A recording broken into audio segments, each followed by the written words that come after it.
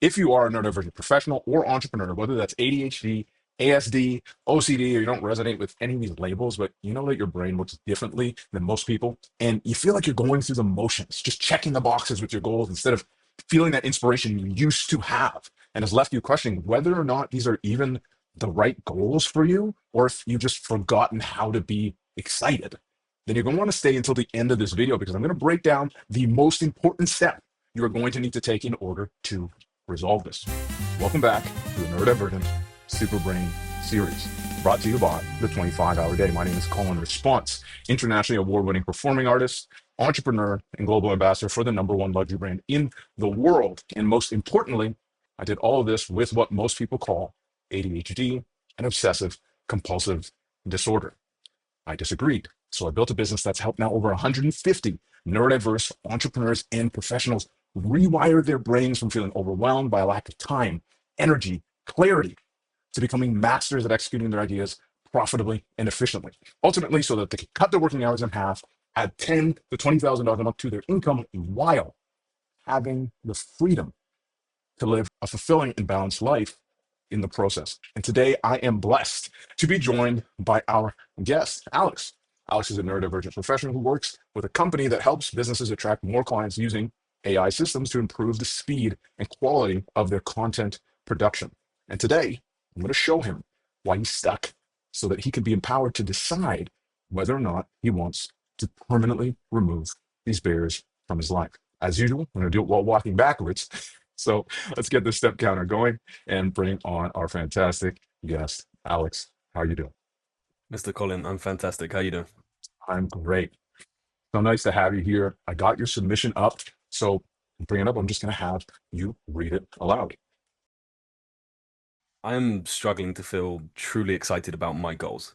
I feel like I am forcing myself to do the work rather than being pulled by excitement and enjoyment. And doing the work is starting to feel more like a chore that I have to tick off the list rather than something that I'm truly just excited and curious to do. Thank you for the honesty, my friend. There is a lot more people that experience something similar to this than you would expect. That's why I'm really grateful to have you on because they get to see I'm not the only one that has experienced this.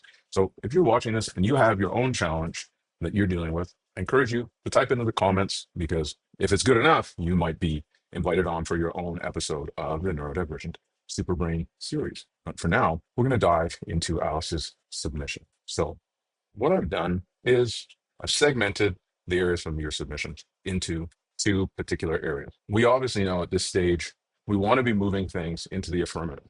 And we can tell that some of your statements have been stated in the negative, but then following those things, you've spoken about where you want to go. For instance, I feel like I'm forcing myself to do the work rather than being pulled by excitement and enjoyment. So we have a balance of things that are happening here, which means we're likely going to go through the first stage a little bit more quickly because we're halfway there. But let's just start here and see if there's any gaps for us to fill. So when you say that you're struggling to feel truly excited about your goals, how would you rather feel?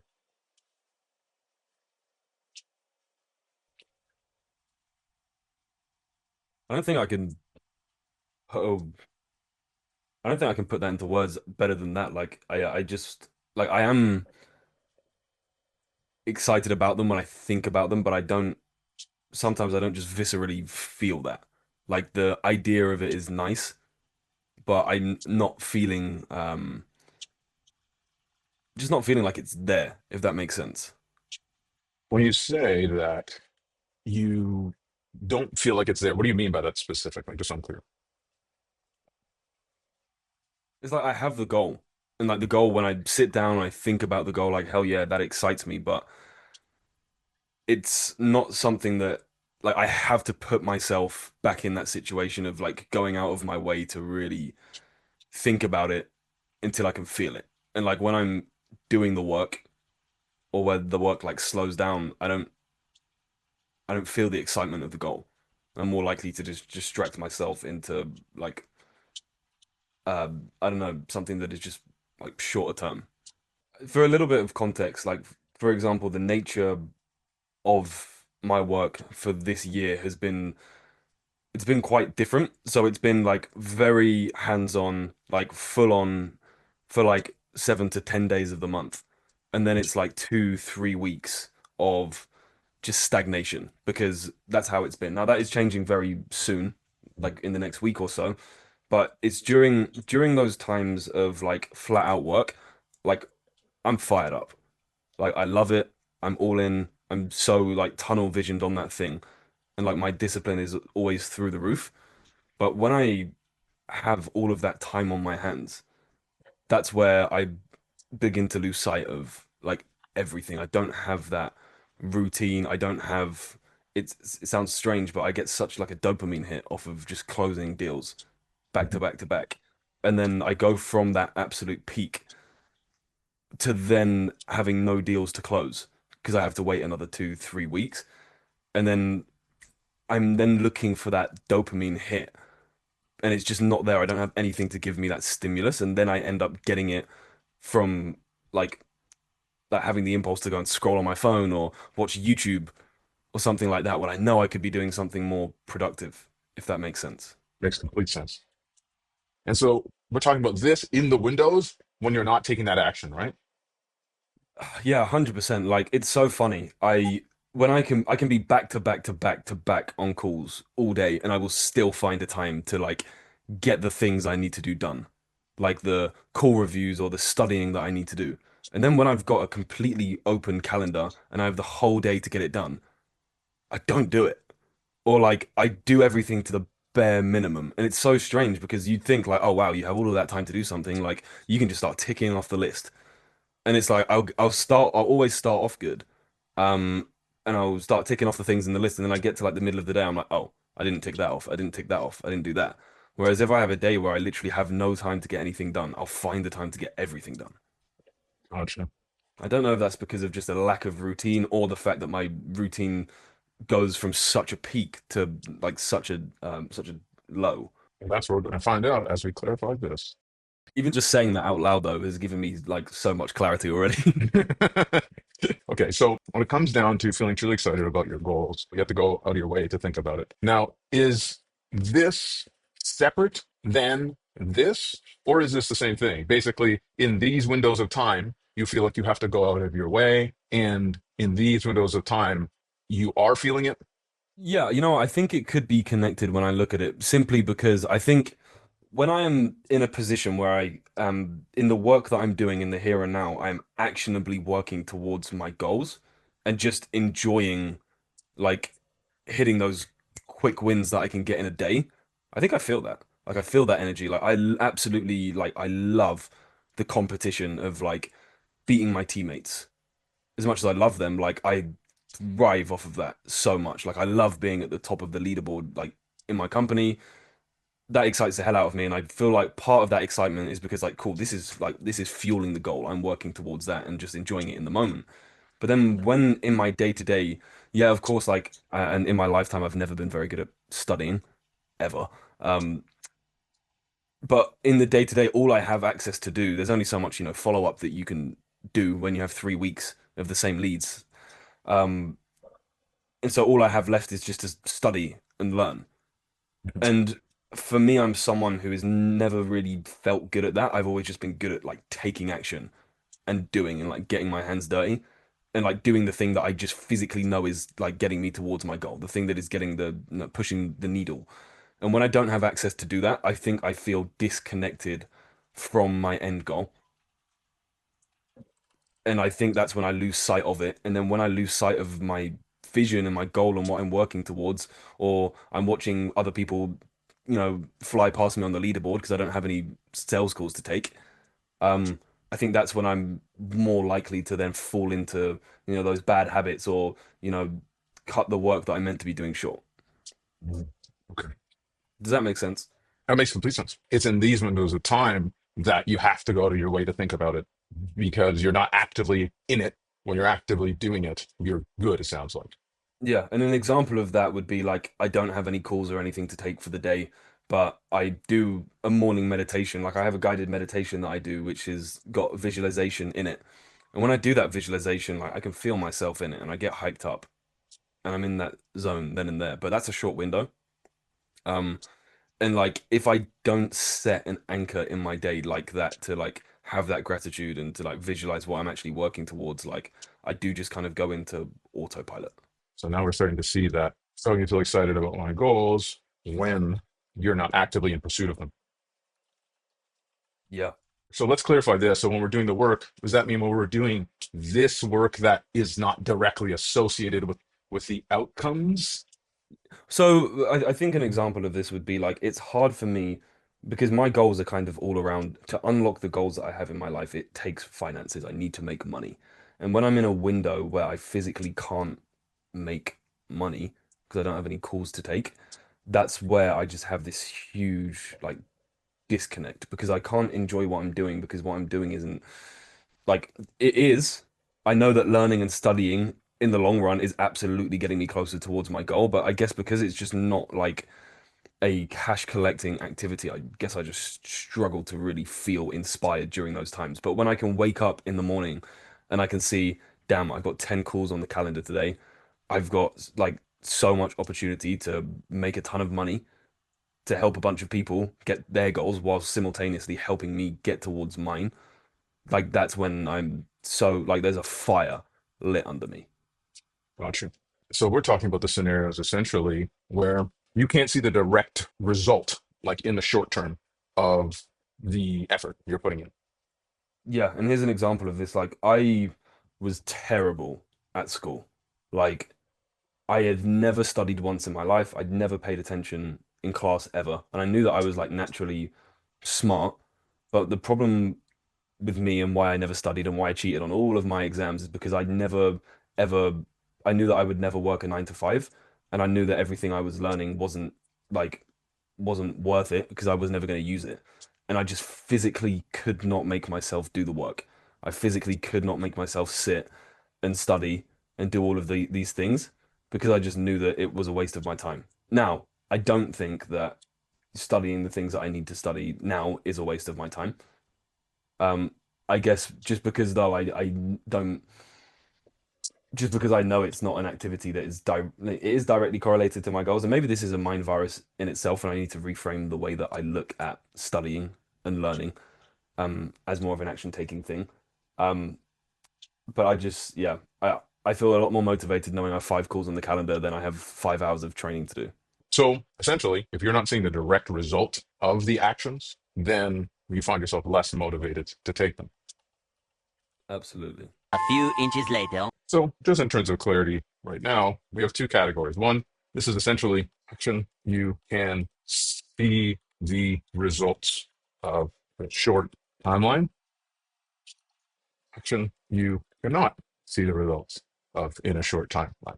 So when you're actionably moving towards the goals, you feel it in the moment, you're fired up, you're actively doing it. Example would just be taking calls back to back, whether it's messaging leads or whatever it is. The main point is you can see that happening. Even before you take the calls, you're already like, all right, here are these calls. And what happens on these calls are going to directly impact where I'm going. So you're living and breathing the action of the goal, not thinking about it. You're actually embodying it.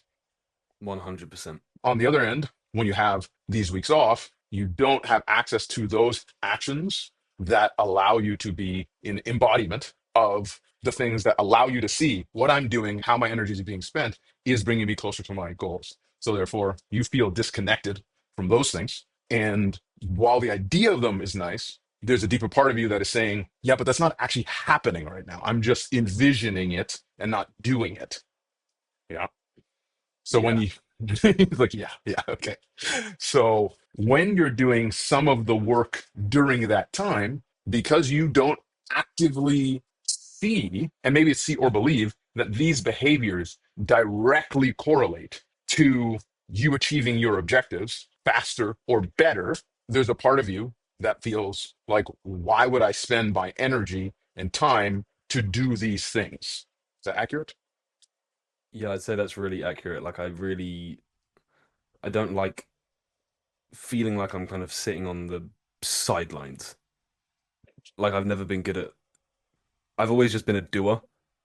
That's how I've always done things. I love to have the like control. Yeah, it's a big thing for me. Like I love just having control of the situation, and I'm not good in situations where things are kind of out of my hands. Now, obviously, being able and having material that I can use to improve and get better and review, that is control that I do have.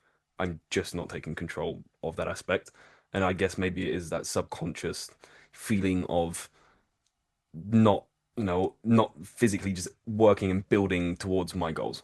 So before we even go any further, I want to share this with you as well as all the folks who are watching, because this is a pervasive thing through neurodiverse folks. I was just trying to keep my composure as you were telling me about like when you were in school and you're like, I don't want to do this shit. Like, why do I need to learn about the Pythagorean theorem? Like, I'm not gonna like, what am I gonna do with like, what am I gonna do with these rocks? Right? And this is a very, very, very, very common thing because there are things firing in the mind of somebody whose brain is that sensitive that causes them to draw connections. They're not usually the type that's just like, oh, I'm just going to do this thing because I was told to do the thing. They're mapping out correlations to understand the viability, feasibility, and the purpose of the behaviors. I share this because there's one glaring thing that screams obvious to me, and it may not be what you think. I'm here to say, why wouldn't you feel uninspired to do things that you cannot see how they directly correlate to where it is that you're looking to go? Why would you feel inspired to spend all of your time and your energy to put it towards something that you can't actually tell that is going to produce a result rather than doing something else like being on Instagram or being on YouTube where you literally are enjoying it and you are feeling the benefits of it? Now, I'm not saying that this is necessarily a good scenario to be in. I'm just saying the first step is realizing, no, that's actually logical.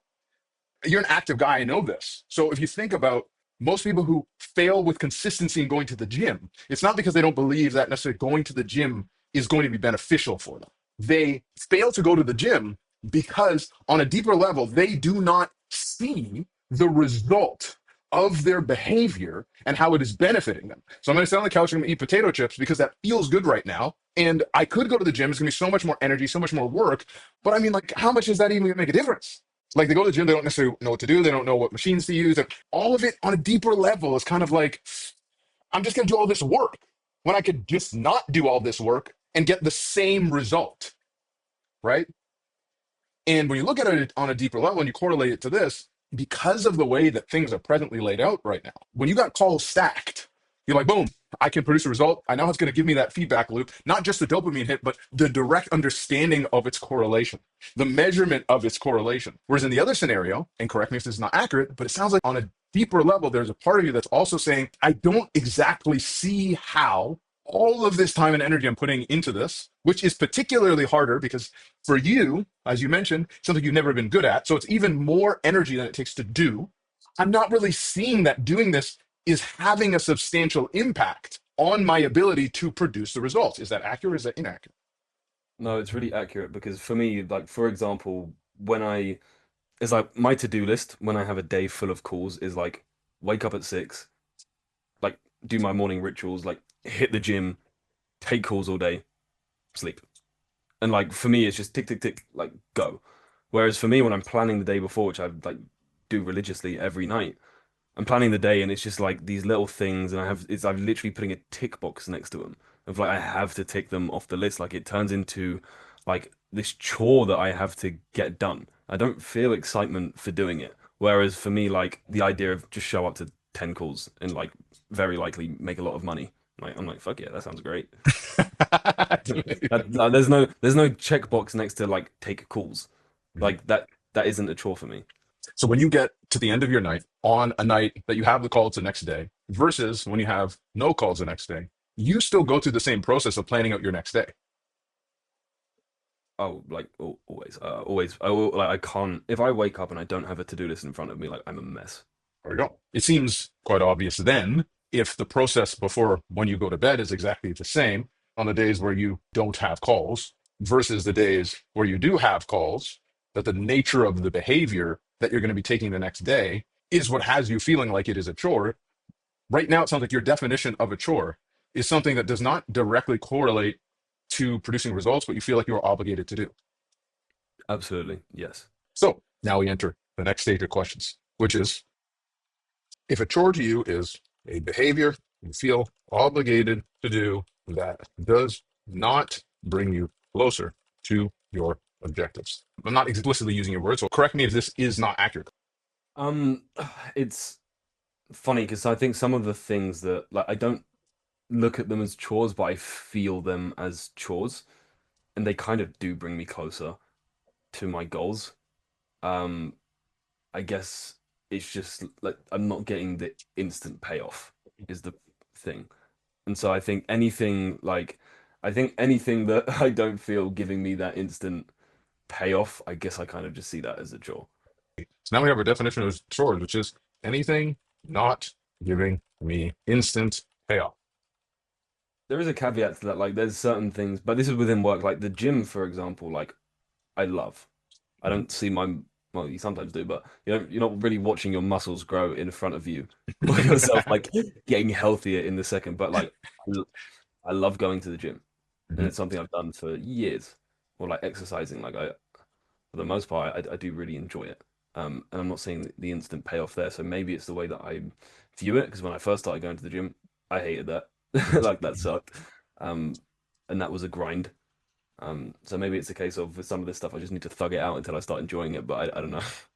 Before you get to the solutions, because we'll get there, we want to actually fully diagnose what's going on. And that's part of the challenge you're facing is you're skipping the step in between, which is why you haven't resolved this yet. It's like, yeah, I got the Sure. problem. It's like, oh, well, maybe I do this. Or it's like, well, we have to actually isolate because what you just said is very important. This is why I pose these questions. A behavior you feel obligated to do does not bring you closer to your objectives. And you're like, well, I feel like they kind of do, but they're not giving me an instant payoff. Okay, so your definition of this a chore is anything not giving you an instant payoff. I was like, huh, well, when I go to the gym, it doesn't feel like a chore, and it's not giving me an instant payoff. But you see how we are further clarifying and determining what actually is this, right? And that's where we're going. Mm, Until we get there, there's no solution or there's no resolution that is going to be sufficient because you will just be solving the symptom repeatedly. And then it will come in a new manifestation because you're not going to the root. So we're going to keep going down until we actually find what we're looking for. So, first started going to the gym, you hated going to the gym. And so, what changed that had you start to enjoy the gym? I started seeing the result. Like I started watching myself get into from being an extremely skinny kid to being a less skinny kid. Like as soon as I started seeing the result, um, yeah, when you start seeing progress and like, damn, I'm actually working towards the thing and I can see it like unfolding right in front of me, which I do. Um, it's addictive. Like if it was productive, like and actually beneficial for me to like train twice a day, then I would do that. Yeah. So we're seeing the same trend where, well, I hated this thing because I couldn't see it getting me to my objectives. Well, I kind of, though I believed it would, but I hated doing it until I started to see those results. Then I became addicted to this thing. But where did we stop? Well, we stopped at the point where doing the thing no longer would bring the result, right? Whereas if I kept going to the gym, even though I'm so addicted, I would actually regress. I would actually bring myself further away from my goals. And if anybody watching this who's active would understand the reason why you wouldn't necessarily want to be training 2 times a day, it's not going to have a measurable impact. So that makes sense. Again, when you actually think about it, it's actually quite logical. Why would you still keep putting energy into something that actually is making it harder? So then the question becomes, why did you continue to go to the gym though you Mm. first hated it? It's a really good question, and it's similar, and I'll link it back together, but it's similar with when I started making money online and doing my own thing, because I was a university student and I was like working a 9 to 5. And basically my operating system when I made these changes was from a place of scarcity and running away from something. And where I feel that I'm struggling now is the fact that I'm not really running away from something, so I feel less of that urgency to really work. And for making money in my career now, that was getting out of my 9 to 5, that was dropping out of university, that was getting out of my hometown. And then for the gym, it was getting out of my body. Like I hated the way that I looked. I hated getting like bullied for that. I hated feeling insecure. And so for me, like I had that gave me the fuel that I needed to just push through it and keep like showing up and like force feeding myself so I could put some weight on. Um, And then eventually, as I started like seeing the wins from that, that's when it actually became an enjoyable process. Um, for example, as soon as I like started actually making money when I was, I had so much fear and resistance starting out, and like that was the biggest jump that I'd made in my life. But as soon as I like saw that first paycheck come into my bank or that first quick win, like I was so hooked and like I was obsessed. And so I think for to answer your question, it was just that running away from like having like feeling like I had to change. And now it's trying to find that fire coming from a place of not needing to run away from, but actually just wanting to achieve and have more and being excited. That's a shift that in some ways I've made, but I struggle to have that shift with the intensity that I did when I was running away from something. Okay, so now we understand what initiated the change. It's like, I didn't like doing this thing, but you knew that it would benefit you, right? Mm. Even though you hated it. And the reason you persisted was because you were running away from this other thing. And that moved you Mm. towards the thing until you reached the, what we'll just call it the tipping point of results that caused you to experience enjoyment. And then you became addicted to the enjoyment up until the point where doing it so much would create problems for you. Right? Yeah. Okay, awesome. So, love that you're an active person because I can use these analogies with you and they're pretty universal so people can understand them regardless of what you're doing for work. There's a lot of people who go through this. I myself have gone through that same process you described twice, two stages. And it's an evolution of consciousness where you move from lower frequencies of trying to get away from things, then you start to move towards a higher frequency that's still in the lower spectrum of desire, where you're moving towards things that you want. Most people even stop there. But then there's a stage where you need to transcend the wanting to actually be in a stage of actual presence and enjoyment. But they are stages, right? So what I'm hearing right now is the stage you were at was moving in a direction of something you didn't want to do, but did anyways because of this simple reason. Everyone pay attention. This simple reason. Because the consequence of not doing the thing you didn't want to do was larger than the consequence of doing that thing. Now, this seems super, super, super, super simple, but that is what drives all of our behavior. No one in their right mind is going to be in pursuit of doing something that is going to make their life harder for no reason. So your brain is always weighing, even if we talk about rising levels of consciousness, it's a lot more peaceful to be living a life of joy and gratitude than it is in apathy and anger and guilt. Just the experience is lighter. So if we look at it in its most simple form, taking it out of even this context, the only thing that is going to drive behavior is I have option A and I have option B. If I do option A and I don't really want to do it, is it going to be better than if I don't do option A at all? Like that's the decision that's being made. So when we look at this, when it comes to like going to the gym, and we're talking about the person who's like, I'm just going to eat potato chips and sit on the couch, or I could go to the gym. What's happening is, I'll use a personal example. I used to work as a personal trainer, and I was in college at the time, and I was in pretty good shape. I was in better shape than the average in shape person.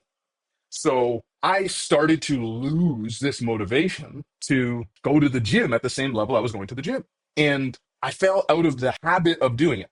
Now, to me, I knew my capacity for my health and what shape I could be in. However, even if I didn't go to the gym for a week, I was still in significantly better shape than the average in shape person. So it was like, what ends up really changing if I don't go to the gym right now? Like, I still feel pretty good. I'm still operating at a higher level than everyone around me. Like, there isn't that big of a consequence. So what ends up happening in the short term is I sit my ass down on the couch and I eat the potato chips because eating the potato chips right now feels good. And the result of that is the same as going to the gym. So why would I logically go to the gym? Like, why would my brain want to send me to the gym? And this is what I want to share with you and everybody watching, because this is the main blockage, is not first realizing that this is logical.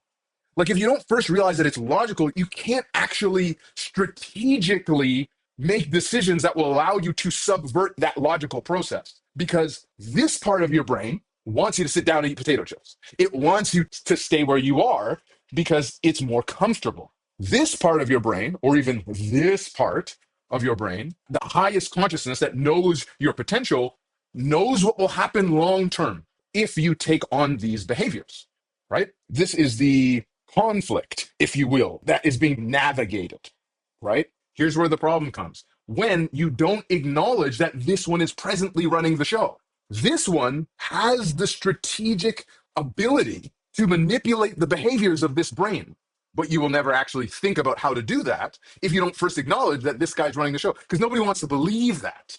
They want to be like, oh, like whatever I think is whatever happens. Well, yes, if you make decisions to think, well, this one is driving my behavior, so how can I think in such a way that it will change and drive that behavior? So I'll give you an example of what I mean. Similar to you, Alex, when I was going to the gym, I'm in the flow. I'm like, I got my routine, and I'm feeling good. I look in the mirror, I feel great, I look great, like energy is great. But if I'm not in the momentum of it, those potato chips look really good. In my case, they're probably French fries. But what I did is I acknowledged that this part of my brain was driving that behavior and that this part of my brain was making this decision. If I don't do this, how much suffering will I face rather than if I do this? And I passed the threshold where not going to the gym was going to cause me any real significant suffering. The highest version of myself wanted to keep going. So at the time, I was in college. I lived with one of my best friends. And my rent was like, I don't know, like 450 bucks, 500. It was a lot of money at the time. So I went downstairs, I took out my checkbook, and I wrote him a check for $700. And I said, Matt, here's a check for $700. If I don't go to the gym every day for the next 10 days, I want you to cash this check. Can you guess where I was the next day? You're in the gym. I was in the fucking gym. And I wasn't in the gym because I was like, I need to connect to my this highest self and believe that and blah blah. No. I just realized that, well, what is going to benefit me in the greatest span of where I want to go? That's what's happening from a higher consciousness space. And that part of your brain and consciousness is incredibly powerful. And still, we are emotionally driven organisms. So what we want to do is use this higher consciousness to treat that part of our brain like what it is, something that can be controlled, but not by will, but by understanding what's motivating its behavior. It was about 10 days, told him 10 days, because I knew that by that time I'd be in the flow of it because I'd just done it so many times. It was about like 2 weeks later, Matt said to me, he's like, yo, do you want me to rip up this check? I totally forgot about the fucking check. I entirely forgot about the check. But the thing is, when I wrote him that check, I know he would have cashed it. Not just because he would have loved 700 bucks, but because he's my best friend. And he knew that he would need to cash it for me to get what I was looking for from myself. And so I call this, sometimes when I'm talking to my clients, I call this the check effect. You don't have to do it with the check, but it's the acknowledgement that you can strategically think about what's driving your behavior and create conditions that would make it a greater consequence in the short term for you to not take the actions that are in the best interest of your highest self. And how to enforce that is you take that action when you are empowered in yourself, whether that's something happens that makes you feel empowered, whether it's because you just finished meditating and you're in that state. But when you do that, you want to take the action out of your hands. You want to put it in the hands of either a trusted person or a trustless system. And when I say trustless system, just something digital, something you can't control. Once it's been set, it's set. Like when I gave it to Matt, this was before AI. This was before Bitcoin. This was like, there was no like trustless thing. I was just, I trusted him and I knew he would cash the check and it didn't matter. So when that tank came and I didn't want to go to the gym, it was just, I really don't want to go to the gym. I felt the same about going to the gym as I did before, but I didn't feel the same about sitting on the couch. That was the difference. It was like, ooh, this is going to be so much worse than what I will need to do if I don't go to the gym. And then the gym seems to recontextualize it. It's like, oh shit, I get to go to the gym, I get to be healthier. But you see how the entire frame changes until I'm just in the pattern of going to the gym. And that's it. You know enough about the universe to know that momentum drives the multiplication of our worldly experience. And you also know that if you're not yet in momentum, what is needed is inertia, just like a train. Something has to get the train going. I'm not writing checks to all of my friends to keep me motivated with stuff on a daily basis. But if I were to initiate something that Let me just rip up the check that I just started writing. yeah, exactly. But if I knew that something like that were to come up, I would create a condition that would drive the inertia into that pattern and that habitual behavior that I know is of service to me. So when I share that with you, does that open your perspective? First of all of that resonated so much. Number one, and it was very funny as well. when you say momentum, like I've just been writing down notes and stuff, and it's like that's the biggest thing for me. I think my life this year has been in a constant situation of getting momentum and losing momentum, and there has been physical factors that contribute to that. Like I've been to, I have no idea how many countries this year.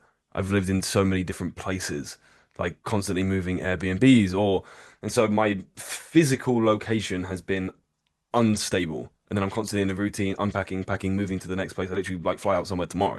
So that's one factor. So I can see how that kills things. Number two, the momentum in my physical career is constantly changing. Like I can go from being the busiest person on earth to literally feeling unemployed the week after. And it's just that constant stop, start, stop, start.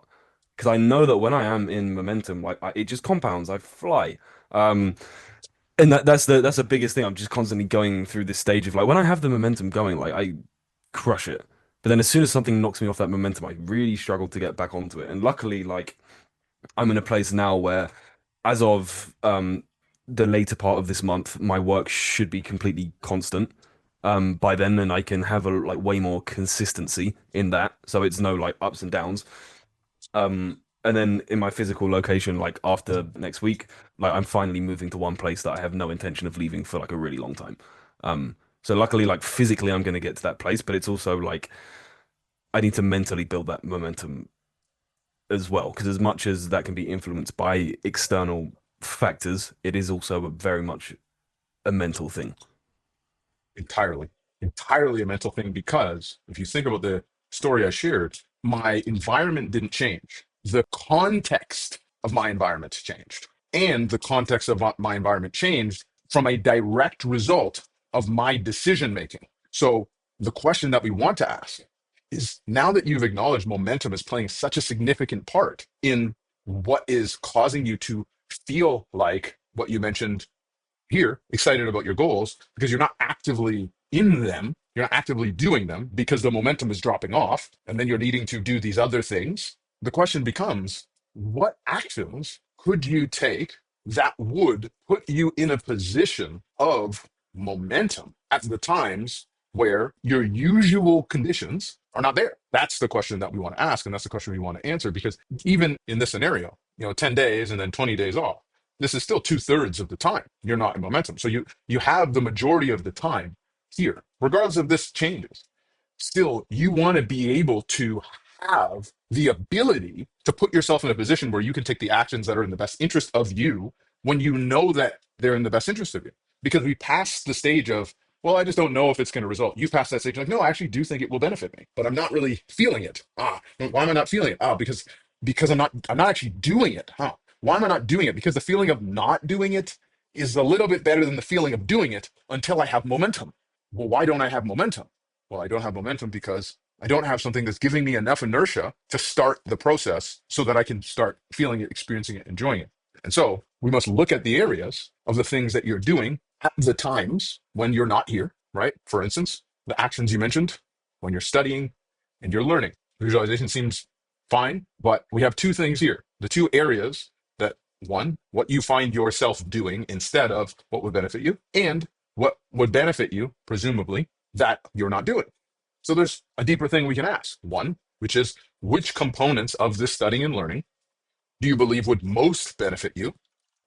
Which parts of this would have the most impact and be easiest to create momentum? Because we realize that the momentum is the sticking point. And then the next thing is, once you identify what that is, what system could I put in place that would necessitate inertia? So these are the two core questions that stand out to me in this area. Based on the study and learning that you need to do, we've established that needs to be directly related and directly correlated to things that you believe are going to produce you results. If you don't believe that, then one, you're not going to feel like doing it. But two, in my personal opinion, why the fuck should you be doing it if it's not going to produce results? So one is acknowledgement that that's actually okay to not want to do a thing that produce results. We live in a world where like everybody goes, do this thing because this person said so, or because everyone else is doing it. And that's like good enough of a reason.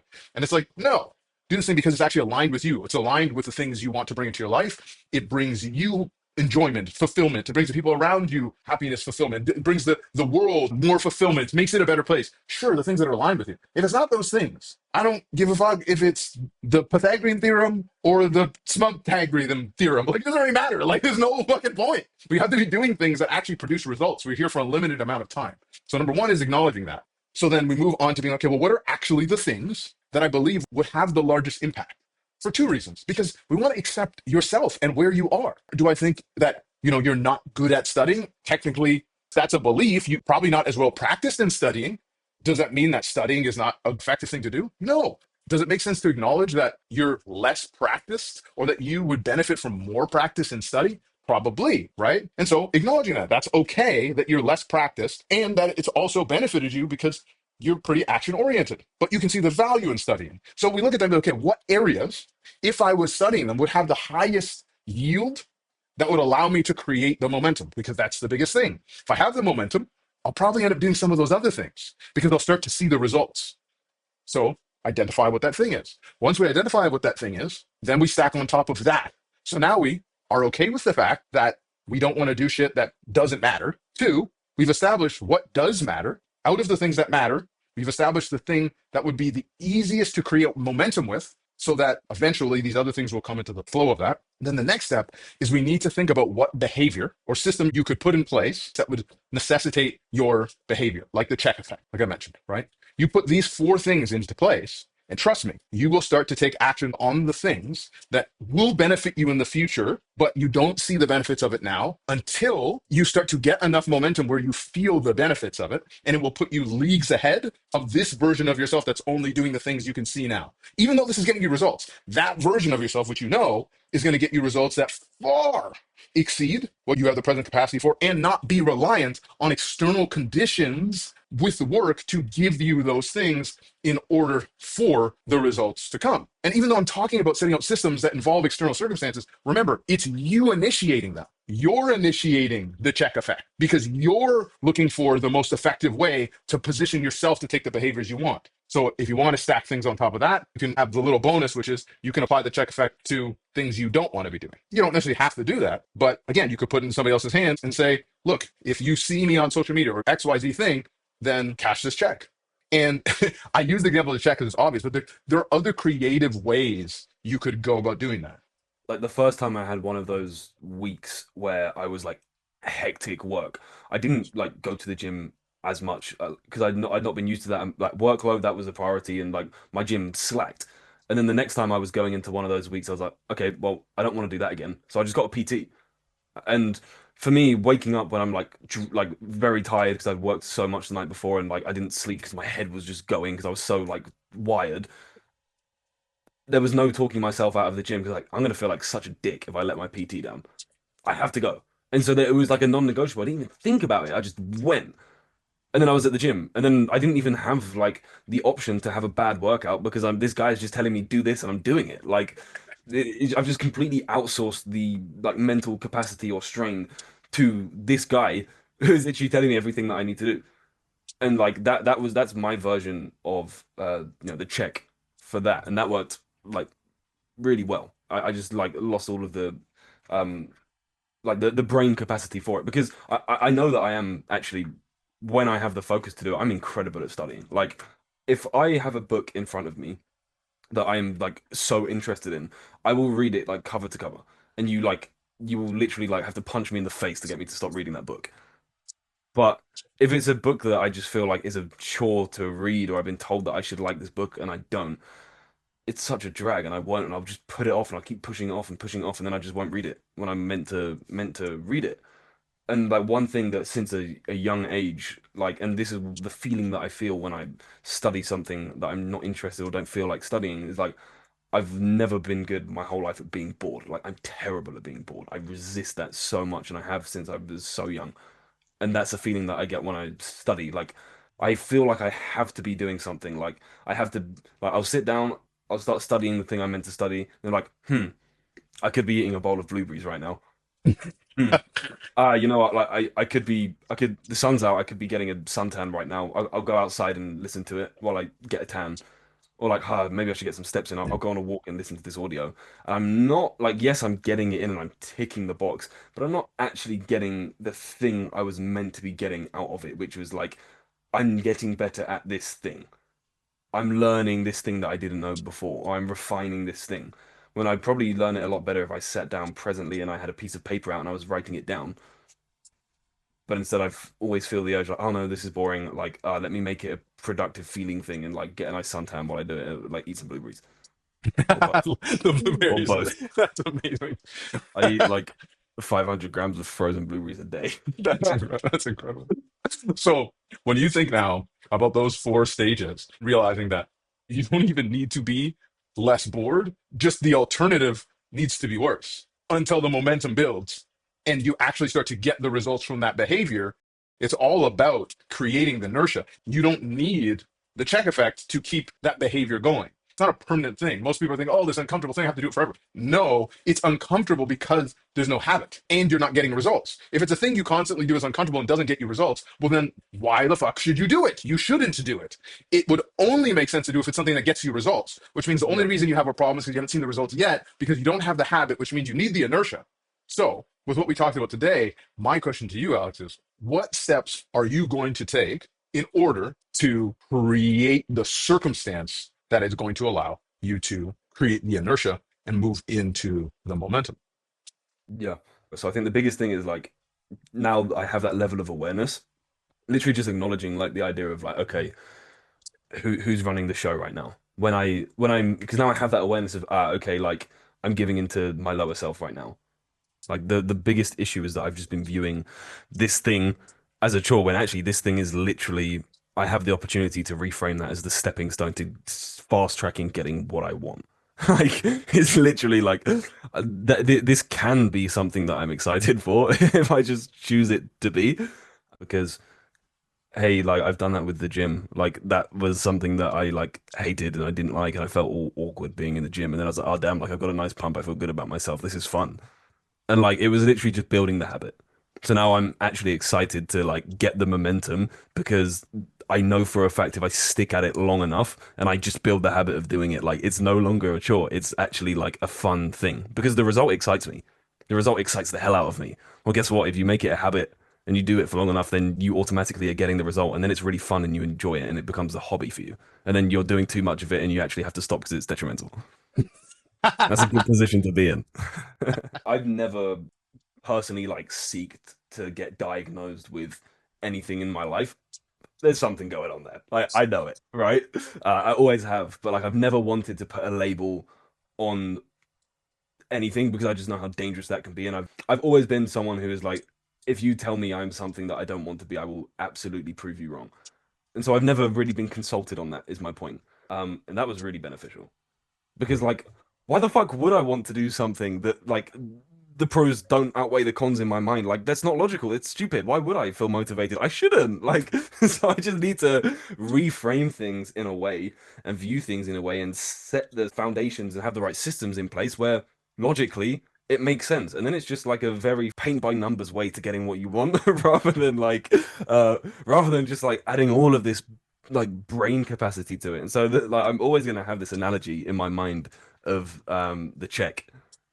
Like in my mind, I just now it's easily I can just see it as like okay, like are the pros outweighing the cons for me right now? If not, like what is the check that I need to write? What does that look like? How is that gonna fit into me or my routine and like it's the check that I'm writing. It's not a check someone else is writing for me. So guess what? I get to like put out the fire myself. I'm normally on the other side of these calls helping people get to their light bulb moments, and I've had so many today. See, the whole point of this series is to bring people to a space where they're able to expand their awareness around the circumstance that they're being challenged with. In 45 minutes, are we going to resolve all the challenges in somebody's life? Absolutely not. But what you can easily do in that window of time is help somebody get to a stage of awareness where they realize that the issue they were trying to solve was not the real issue. And no matter how much time or energy you put into resolving the symptoms of a problem, you're not going to address the root issue. If your house is on fire, the solution is not, oh my goodness, it's so smoky here, let's open all the windows. That's your house is still going to burn down, right? This is the challenge that most neurodiverse professionals and most neurodiverse entrepreneurs face. A lot of the things that you shared when you first came on, first, just not even accepting the fact that it's okay to even have those thoughts in the first place, because it would be like running around the house that's on fire and being like, "Ooh, having a fire in my house is really bad, so I'm just gonna face this way while it keeps burning," right? But when you look at it, you can be like, "Okay, there are a lot of ways I could distinguish this, right? Maybe it's just this small. I just pour some water on it. Maybe I've been facing this way too long, and I need to get the fire extinguisher out, or maybe it's at the stage where I need to call 911, right?" I know there's certain people watching this, they might need to call 911, and that's okay. I put a link to one of my free masterclasses in the description of this video. So if this was valuable to you and you're looking to get to the highest capacity of what you are capable of, click that link and you will see what is possible for you.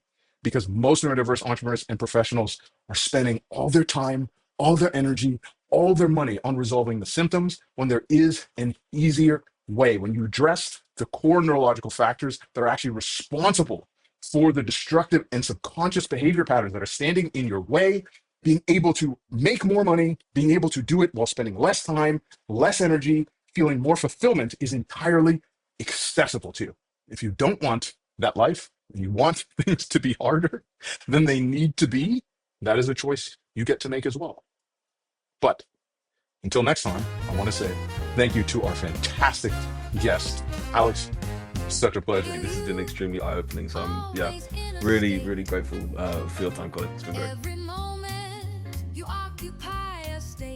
Bro, that was fire. Of success, lack, love.